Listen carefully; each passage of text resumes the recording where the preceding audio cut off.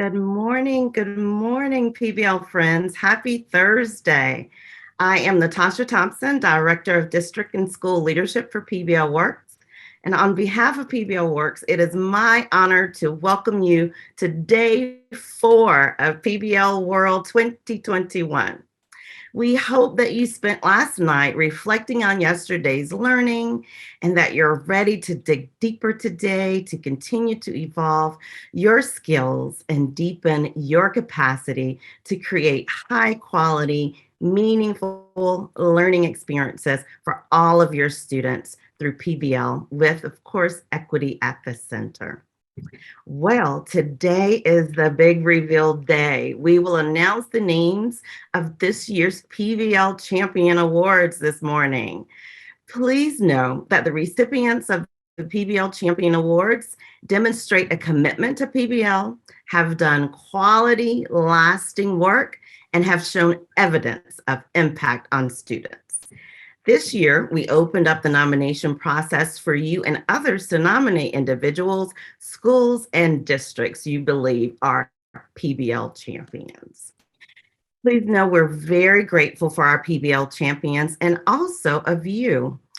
PBL educators, you participate in meaningful professional development, you plan, practice, take risks, reflect, shift your mindset and your teaching practice, collaborate and continue to contribute to deeper learning and educational equity for all staff, for all students. The staff at PBL Works, thank you for your commitment and for being on this PBL journey with us. We really do thank you.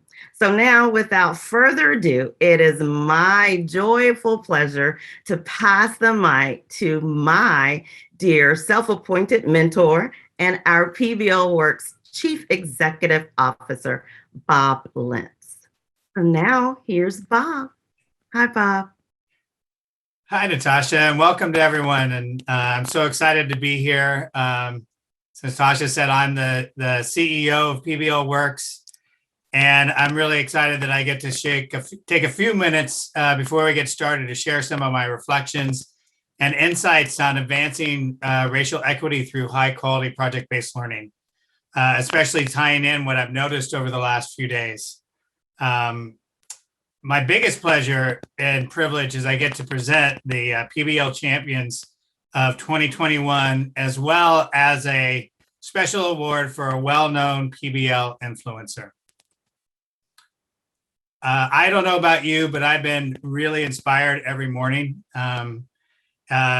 We were so excited to use racial equity as the theme and focus of this year. The last 5 years, we've been on a journey as an organization to really do our own individual and collective learning about, as Dr. Bettina Love said, how do we become co-conspirators in this work?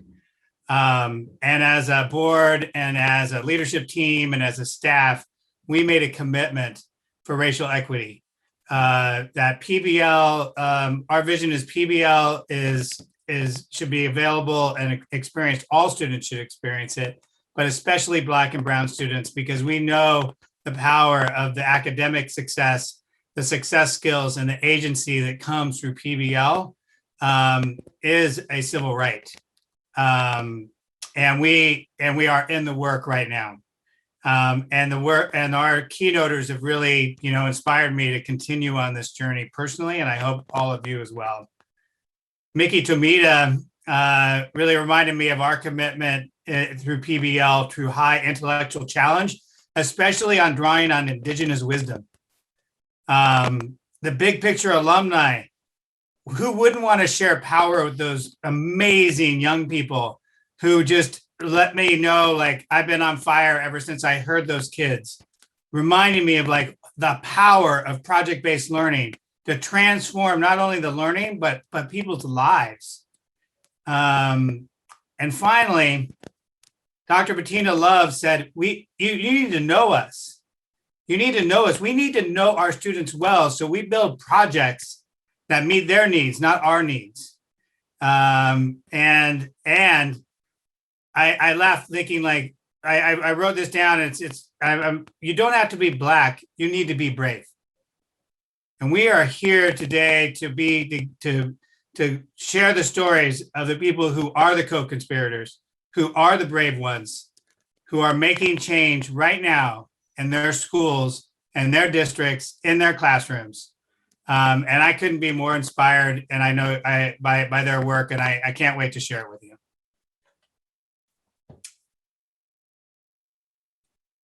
Before I introduce our PBL champions, I want to take a minute to share a special recognition to a very special person who's made significant contributions to project-based learning across the United States and across the entire world. John Larmer is well known as the author of several books and editors for project-based learning. Many of the words and the language that we use and you use and folks all over the world use to describe high quality project-based learning and the design elements and the teaching elements came from the mind of John Larmer. He has been a huge influence on our work and as PBL Works and previously the Buck Institute for Education, and his legacy and impact will live on for decades as he is really codified what it means to do gold standard PBL. So it's weird to do this in Zoom land, but let's give a huge round of applause for John Larmer and all the work that he's done over the years. Now I'd like to turn our attention to the PBL Champions. Every year we honor district, school, and individual PBL Champions of the Year at PBL World. This year, we used a nomination process to identify our champions. So people all over the country nominated their peers for this award. And we were so thrilled to see so many amazing, great nominations and learn about the great work that was happening in classrooms and schools and districts across the country. I want to extend my deepest appreciation and admiration for all of you who have been weathering these storms this year and staying committed to our students and families and communities. From the bottom of my heart, on behalf of the entire PBL Works team, thank you.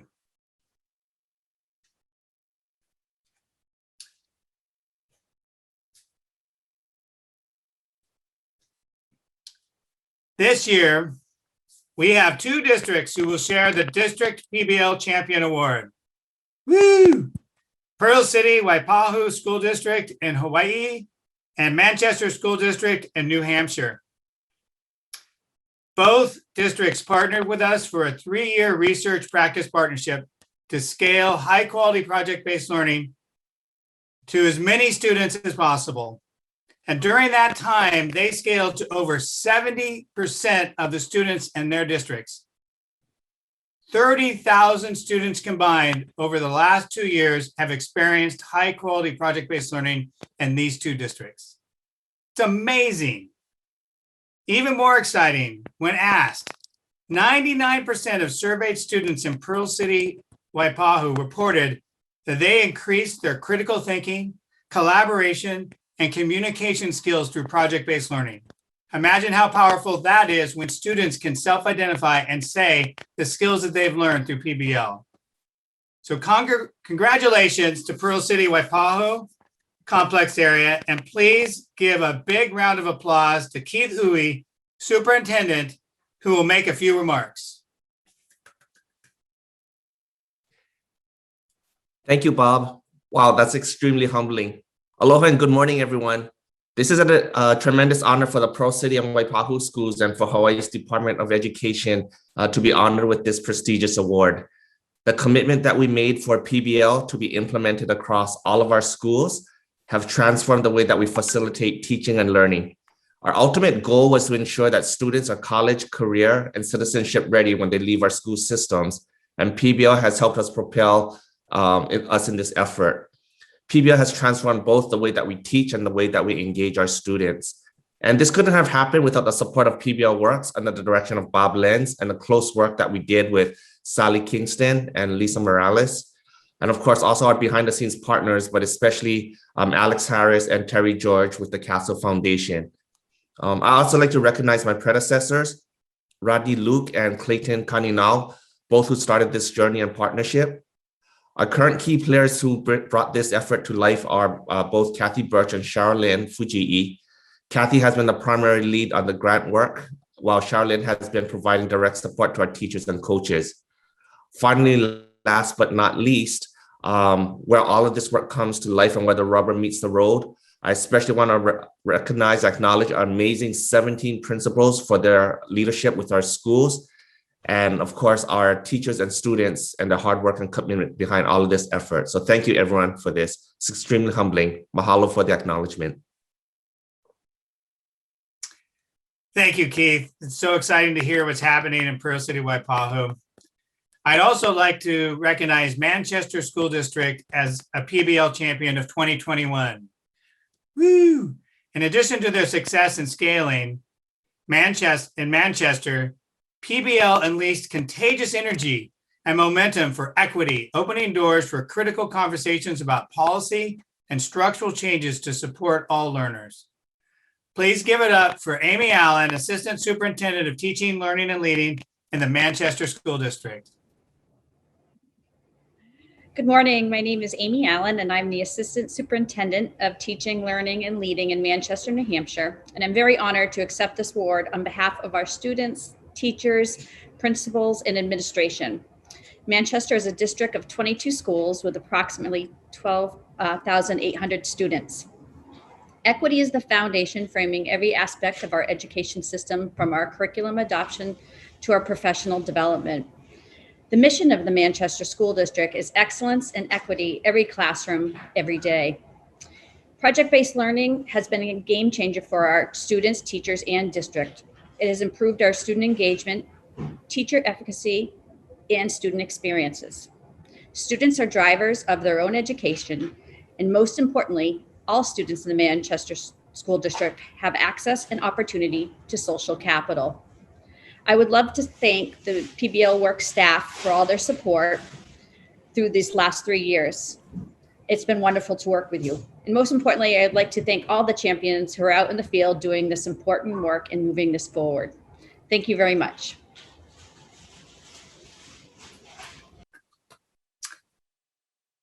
All right, you ready? Our next champion.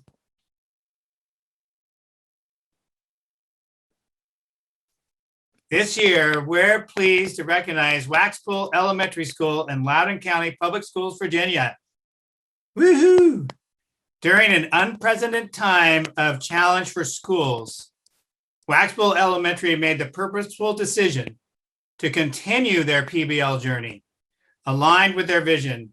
How can we at Waxpool Elementary School deliberately promote equitable learning experiences for every student? The principle allows teachers to fail forward, building a can-do culture with teachers who continue to find ways to engage all their students in project-based learning. At WE, PBL is not a subject or a time of day, it is the day. So congratulations to Waxpool Elementary School. Please give a big round of applause to Principal Michael Pellegrino. How can we, as Waxpool Elementary School, accept this prestigious and coveted award? When I think back to opening of Waxpool and really made that decision to go all in with PBL and make it a wall-to-wall concept school, we weren't doing it because of buzzwords, trends. We didn't even know about this award. We were truly making the decision to create today's 21st century learners. Providing students with experiences relevant to their lives really helps us to meet the needs of all students, regardless of previous experiences, background knowledge, race, gender, economics. We are fortunate enough to work in Loudoun County, a county that supports deeper learning, a community who has bought into our instructional approach, and of course, the amazing teachers who work so hard to refine their current practices. to truly be experts at providing instruction through the lens of PBL. I'd like to thank Rhonda Hill, our PBL World facilitator and beacon of steady light. Thank you, Rhonda. I'd like to thank our staff, students, and parents who all recently met less than 2 years ago from over 3 schools, 46 different locations, speaking well over 30 languages, for embracing PBL and knocking it out of the park during a worldwide pandemic. None of this, and I mean none of this, is possible without our instructional facilitator, Laura Ron, and our instructional facilitator of technology, Janie Stockton. Thank you for putting us on the PBL map. Woo-hoo! On behalf of Waxpool Elementary School, thank you, PBL World, for this award and recognizing the hard work of our staff and everyone involved. Good morning, PBL World. I am Chris Waldfogel, Senior Director of Professional Learning and Leadership with PBL Works. During her 11-year tenure as a Tennessee educator, Dr. Yolanda C. Robertson has made a lasting impact on hundreds of students and educators who have experienced her calming spirit, vast communication skills, community connections, confidence, and passion for learning. In 2013, this inspirational leader embarked on a journey to introduce PBL to a group of students in an urban environment, where her impetus was to be and see the change she desired for her students and colleagues, most of whom come from a similar background as she herself experienced. This effort to make education and the PBL process relevant pushed those same students to discover for themselves their placement in the world of opportunities. During the unprecedented times of this past school year, Dr. Robertson once again led the charge at her school, John P. Freeman K-8 Optional School, located in Memphis, Tennessee, where she is currently a middle school interventionist. Her grassroots personality allows her to connect with people of all ages, ethnicities, and backgrounds. That same motherly big sister or auntie aura holds true for students who fondly remain in contact with her after they graduate. In the words of Dr. Robertson, I encourage all of my colleagues, current and future PBL coaches and teachers, remember, if you grab their hearts, then their heads will follow. PBL World, please join me in congratulating and welcoming Dr. Yolanda Carnetta Robertson, our PBL champion for 2021 and today's keynote presenter. Imagine walking into a room full of wonderful educators, engulfed in high energy conversations about what projects they and their students did last school year. You know, the same atmosphere we all walk into during Teacher in Service Week. Everyone with smiles, laughter filling the air, and some even taking notes, while your head is moving from left to right as if you're watching a tennis match, as you do your best to take it all in, because what you are hearing sounds amazing. But then you immediately begin to think about the students you teach, their neighborhoods, and the backgrounds from which they come from. You sit there trying to figure out, how will I ever get them to understand this way of teaching and learning, so that I too can share in those high energy conversations about what my students and I did during the year. But you are overwhelmed and frustrated, trying to make sense of all the steps in the process, not only for your students, but for yourself, so that you can get the buy-in from your students, because failure is not an option. This was my first introduction to project-based learning. All you can think about is how this process can develop teaching and learning for you, your students, and your school. If properly done, the opportunities for academic growth, student agency, development of soft skills, and increased classroom engagement for all students, giving all students the ability to compete globally with no barriers, making the playing field level. So you shake it off, the frustration, the anxiety, and you get your head back in the game. So now it was game time. I was preparing to coach a very important game where the rules and procedures were still unclear, but I had to get the players, my students, ready for the best way I knew how. I got quiet and real still. I sat in a corner of a room full of people, and I began to think about the essentials of PBL. And I started to think about what was authentic and unique to Memphis and the communities in which my students live. Because again, failure was not an option, and there was no turning back. I went to Google and I began to look up local news stories about what was happening back in Memphis while I was in Detroit, Michigan. Then I had my light bulb moment when I thought back to our newly elected mayor's platform. His focus was on blight. Then it hit me. Most of the neighborhoods my students were coming from were full of blight, even the neighborhood in which our school was located. My mind began moving a mile a minute as I sat there to plan out my launch and entry event. But I knew that whatever I did, it had to be relatable to my students. It had to grab their hearts first and then their minds to fully embrace the project I had planned. Then boom, I knew exactly what I needed to do. I thought back to a national contest that high schools around the country entered in to win the chance for the then President Barack Obama to be their graduation speaker.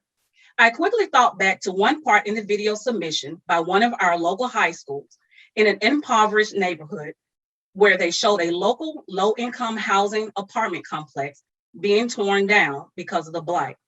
I knew that some of my students lived there or had relatives that lived there. That was how I was going to get them to connect to the project. Upon return to Memphis, 3 days before the start of school, I brainstormed and decided that I wanted this launch event to be memorable. I would create a silent gallery walk around my classroom with posted questions for them to answer before an open discussion. So I went into the neighborhoods of my students and I took pictures of blight they were surrounded by. I even took pictures of blighted homes right next to some of my students' homes that some didn't even recognize, but stood in awe as they looked at the pictures I had taken. At that moment, I realized I grabbed their heart and now their minds were ready to follow wherever I was going to lead them. This project turned out to be amazing.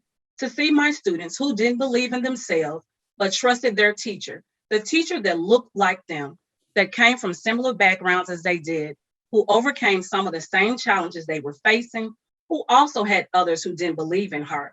But she too had a Dr. Roberson, who saw her potential, who pushed her to follow her dreams of becoming a doctor.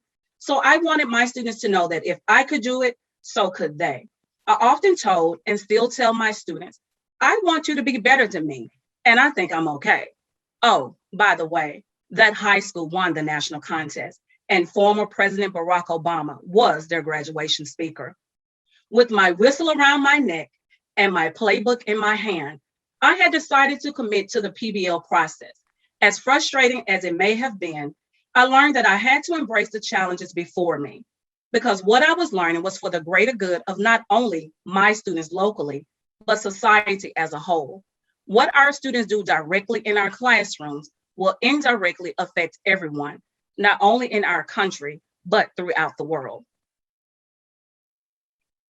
So this year, I was given the task of leading my entire school, a K-8 optional school, in project-based learning, from beginning to the end. We started with creating and training a PBL committee of teachers from each grade band for about 2 weeks. This committee then led the rest of the staff during District Learning Day through the rollout of our school-wide Flatten the Curve project, making sure to incorporate the 7 essential elements of a PBL project. As the project progressed, we also had master classes led by me in various aspects of PBL as the project moves over the course of weeks. During this time, the teachers had an opportunity to ask questions. I would like to share with you all what my school and I were able to do with PBL during the pandemic and a hybrid learning environment. Our kindergarten students created germ superheroes to flatten the curve to fight COVID-19. But when they realized no one outside of their classroom would see their superheroes, they decided to make PSAs about how to stay safe that they could share with others. Our 4th graders created PSAs on the importance of following the COVID-19 guidelines, and they used the Flipgrid platform to share their final products. Here's one of our 4th graders' PSAs as she did with her mom. As you can see, her mom was just as excited as she was. Our group of fifth graders answered the driving question: how can the benefits of the experiences of previous viruses throughout history assist us today in preventing the spread of COVID-19?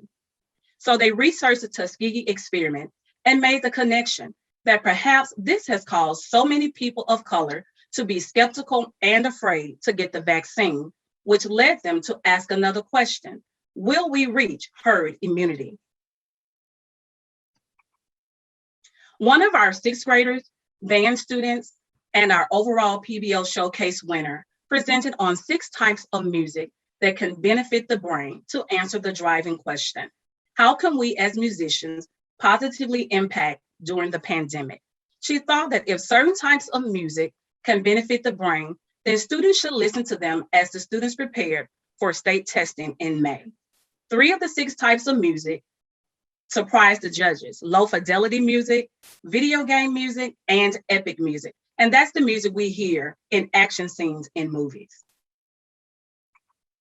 Some of our art students focus on the driving question: how can we use art to support social and emotional learning for students and the community during the pandemic while helping to flatten the curve? They created an acrostic poem that spelled the word healing.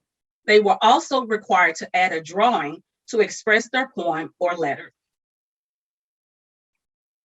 Some of our first and second grade CLU students wanted to help flatten the curve by focusing on hunger during the pandemic. So one student brainstormed and said that he would ask his dad to build a food truck so that they could serve the hungry. But then, of course, when they realized that that was not possible, their teacher and I brainstormed about and what we thought it would be a great idea was to partner up our local Mid-South Food Bank. And this is the result of a PBL project turning into an act of service. So I'm sure you're wondering, how do we do a showcase of projects with our community partners and students? We did it virtually, and it was a huge success. This was the first of its kind for our school and our community. Our PBL Showcase Awards ceremony that included some of our community partners coming out to witness and find out what individual or groups from the 10 semifinalists they scored placed in the top 10. Parents of the winners were also invited to share in the moment with their student. Some students received laptops from Comcast Xfinity, which was one of our community partners. The coronavirus is not the only pandemic to take place. Racial inequality in education has been and is a pandemic that we must choose to resolve. We start by having community conversations about the inequalities, as well as how can we advance racial equity in our classrooms, schools, and the workplace. This must be a topic at dinner tables, the focus of seminars, and a part of on-the-job training. Our national government has even created a goal for advancing racial equity. Their goal is to provide everyone with opportunities to reach their full potential. Schools must evaluate themselves to see if its programs, policies, and even personal perspectives perpetuate any systemic barriers to any opportunity or benefit for people of color and any underserved group. Look at this drawing that many of us have seen in various forms via the internet and social media across the world. Oftentimes, people use these terms interchangeably, but they are not. When we think of equality, it's clear that we can see the word equal. And for many of us in education, that means having the same resources and opportunities for an individual or group of individuals. But with equity, which so many of our schools and jobs lack, is making sure that an individual or group of individuals have the resources that they need to support their individual circumstances, but also recognizing that these circumstances vary. But once given these resources, those individuals or group of individuals will be able to obtain equality in their personal outcomes or goals, regardless of their barriers that may be present, because they will be prepared to make informed decisions and possess the necessary skills with understanding to reach their goals. It is with a sense of urgency and intentionality that we all must recognize, be transparent, and acknowledge that racial inequality exists in our schools. If we disavow, disregard, dismiss, brush off, continue to overlook, sweep under the rug, or make light of racial inequality and the need for racial equity in our classrooms and schools and school boards, then we will continue to perpetuate and exacerbate these systemic barriers that continue to widen our educational gap, increase educational disparities, and their outcomes. So how can PBL advance racial equity? Oftentimes as an educator, you're thinking, I already have enough to do in the classroom. And some days it's like pulling teeth to reach those learning outcomes. But that is the wonderful thing about PBL and its process. You're not asked to do anything outside of the scope of what you already do as an educator, but be open-minded and creative. Think about it. You teach content standards for mastery, you check for understanding and reteach as needed. This is just good first teaching that all students should receive. Now, you're using your creativity to create an authentic project with a bomb entry event and a suggested driving question that can also be created by your students. All of these aspects are then centered around your standards. PBL is providing you with a unique way to make your classroom content more engaging. And this will allow your students to become more involved and in control of their own learning, so that students are the ones doing the real heavy lifting and you are just facilitating. The project allows the standards to come to life, which in turn will help your students apply their knowledge of their standards and provide them with a better understanding of how, why, and where the standards live in the real world. This allows the students to make connections and have that aha moment. The aha or light bulb moment, as I like to refer to it as, now becomes an undeniable life-changing experience for all students, regardless of race, ethnicity, or background. Shouldn't all students have this wonderful moment and oftentimes a life-changing experience? PBL does just that. No one said that the process would be perfect, but we can say that the process can be life-changing, and I am a witness to that. Talk about life-changing moments. I lost both of my parents within the last 2 years, and that was life-changing. But I can tell you what my school and I were able to do this year has been a life-changing experience for me. You have the opportunity to help students think critically, bring out their creativity, learn to collaborate with those that they may not have worked with otherwise, develop their written and oral communication skills, what we often refer to as 21st century college and or career readiness skills. Long before college, it can start in kindergarten. They can develop these skills all while sharing something about their culture and background with you. I guarantee you that if you take the time, you will find at least one thing you have in common, and that will make all the difference in the world.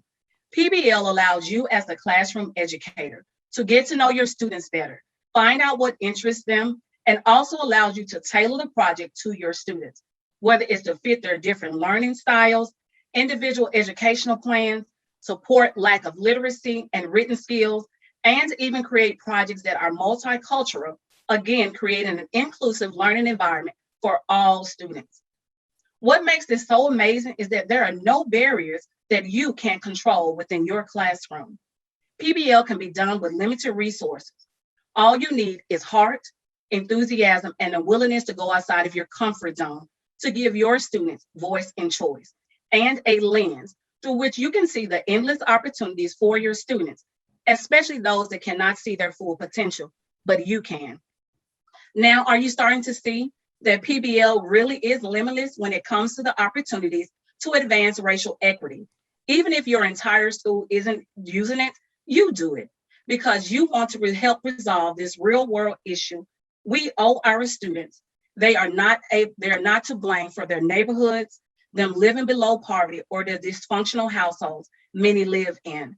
We are morally obligated to teach the whole child. I think back to my childhood and learning. I wish we knew about PBL then. It matters to me to have the honor and privilege to teach boys and girls that look like me. If we don't give them what they deserve, then shame on me and shame on you. So I implore you, take what you have learned in the workshops this week and on today. If you are new to the world of PBL, just needed a refresher, some motivation to continue the journey, or you needed to find your why again, Please know that it is worth it. I want to leave you all with a few questions and thoughts. The first one, have you assisted every student to reach his or her full potential, regardless of their race, ethnicity, or background? If not, why not? If not now, then when? Lastly, I am grateful to have been allowed to share this platform with all of you. Please be reminded that being an educator is a calling. Not everyone can do what you have done and are doing. We are responsible for shaping the futures of young lives. Many of us have all come to that crossroads at some point in our careers, questioning whether what we're doing is making a difference in the lives of our students. There are days you may want to throw in the towel, pack up a box or two, walk out of the door, and not look back because you may feel overworked, underappreciated, and that what you are doing daily is in vain. I too remember sharing those same thoughts a few years back until one day, as I left my former school, I thought to myself, what will your legacy as an educator say about you? So I ask you to ask yourself the same question. What will your legacy as an educator say about you?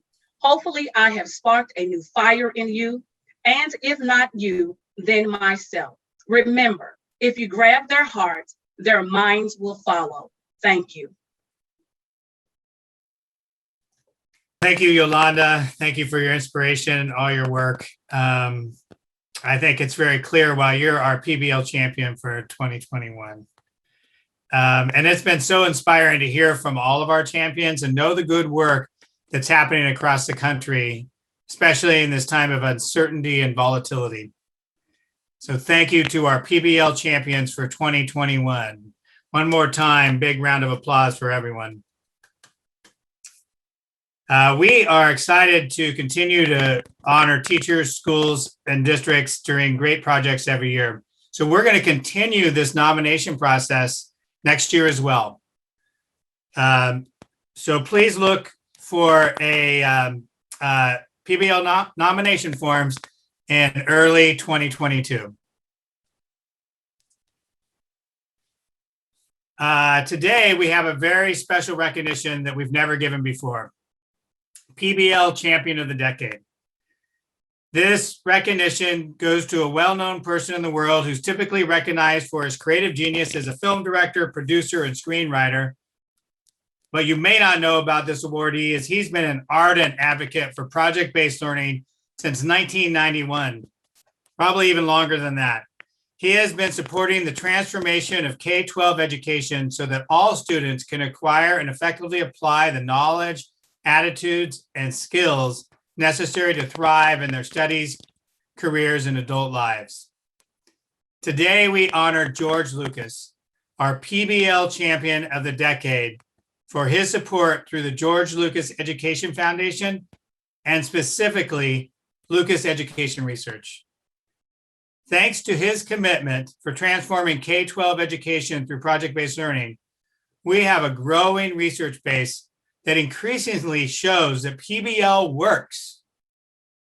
I'd like to welcome Kristen DeVivo, Executive Director of Lucas Education Research, who will accept the award and share more about who we're giving thanks to, George Lucas. Kristen?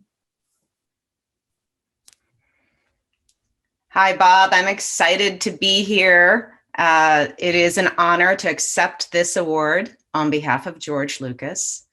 And we would love to play a short clip where you can hear from George.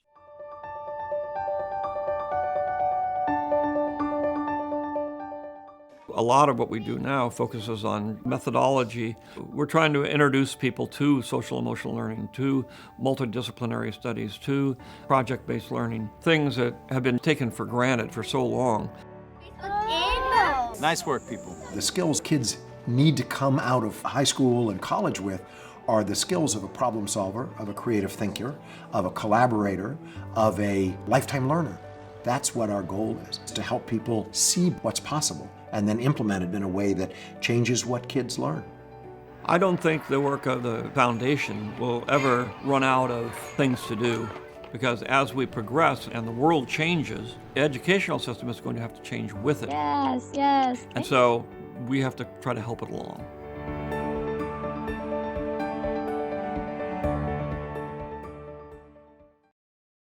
He is one of us. We are one of you, all working in pursuit of preparing our children to be active, engaged, and informed citizens in our democracy. George's commitment over the last 30 plus years has been unwavering. He believes that improving education is the single most important endeavor for the survival of the human race.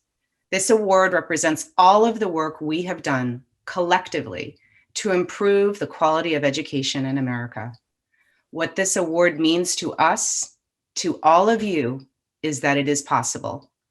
Core findings from across rigorous PBL research studies reveal that students in project-based learning classrooms from high poverty, large urban to rural school districts across the United States significantly outperform students in typical classrooms.